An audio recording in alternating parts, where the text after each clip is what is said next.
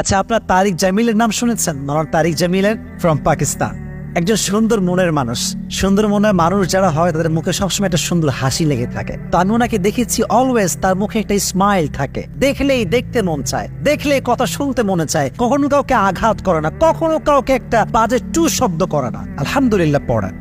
উনি বলছিলেন একটা কথা, আমি আজকেই শুনলাম এইটা, যে একজন বাবা, সে হচ্ছে একজন সোলজার আর্মি, এবং তার ছেলে হচ্ছে একজন পাইলট, বিমান চালায়। তো দুইজন দুই দেশে থাকে, দুই দেশে কাজ করে। তো বাবা একদিন ছেলেকে ফোন দিয়ে বলছে যে, শোনো বাবা, তোমাকে আমি পরামর্শ দিচ্ছি, তুমি জিন্দগি মে জো ভি করো ঠিক है लेकिन नमाज ना छोड़ना, नमाज কখনো ছাড়বা না। তো বলছে, আব্বা मैं बहुत ही बिजी रहता हूँ, नमाज पढ़ने का कोई फुर्सत नहीं मिलता, নামাজ পড়তে পারি না। তো বলছে, যদি নামাজ না পড়তে পারো, কমপক্ষে যখনই নামাজের সময় আসবে কিসি কো দাওয়াত দে দো কে ভাই তুম নামাজ পড় লো। তো বলছে, আব্বা এইটাও পারবো না। বলছে, না বাবা প্লিজ, ইয়া তো নামাজ পড়ো ইয়া কিসি কো দাওয়াত দে দো, হয় নামাজ পড়বা না হয় দাওয়াত দিবা। তো ছেলে নামাজ যেতে পড়তে পারবে না, সে দাওয়াত দেওয়া শুরু করছে।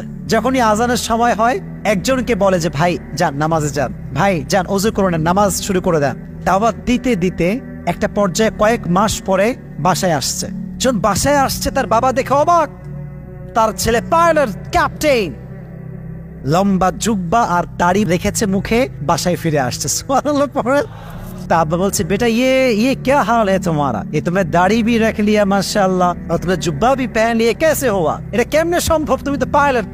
বলছে, আব্বা আপনি তো আমাকে এটার পথে নিয়ে আসছেন। বলছে, কেমনে? বলছে, আপনি যখন বললেন যে তুমি হয় নামাজ পড়ো না হয় দাওয়াত দাও, তো पहले मैंने दावत देना शुरू किया कि नमाज पढ़ो नमाज पढ़ो नमाज पढ़ो। तो एक वक्त में मुझे ये लगा कि यार मैं खुद दावत दे रहा हूँ लेकिन मैं खुद नमाज नहीं पढ़ता, আমি দাওয়াত দিচ্ছি আর আমি নামাজ পড়ি, এটা কেমনে হয়? আমি নামাজ পড়তে শুরু করলাম। যত নামাজ পড়ি অন্তরের নূর তৈরি হয়।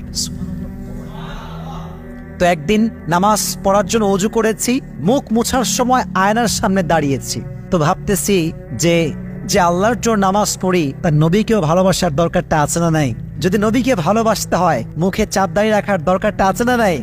तो मैंने सोचा कि यार जब नमाज पढ़ना शुरू किया तो दाढ़ी भी रख लेते, क्या फर्क पड़ता है। तो मैंने दाढ़ी भी रख लिया। तो अब क्या हुआ, मैं जब नमाज नहीं पढ़ता तो मेरे दिल में सुकून नहीं आता। नमाज पढ़ले मने शांति पाई, नमाज ना पढ़ले शांति पाई ना। सुबहानाल्लाह पढ़े। তাহলে বোঝা গেল যুবক ভাইরা, দাওয়াত দিলে মাঝে মাঝে নিজের মাঝেও পরিবর্তন আসে। আর যদি আমি আমার কথা বলি, আমি আমার অনেক বাজে অভ্যেস চেঞ্জ করেছি দাওয়াতি ময়দানে আসার পরে।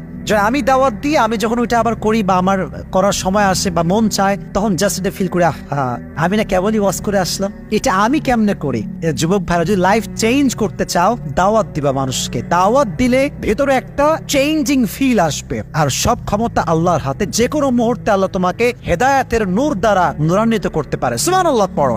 আল্লাহ আমাদের সবাইকে বেশি বেশি দাওয়াত দেওয়ার তৌফিক দান করুন। সকলের পড়া আমি নরম মন নিয়ে দাওয়াত দিব তো ইনশাআল্লাহ।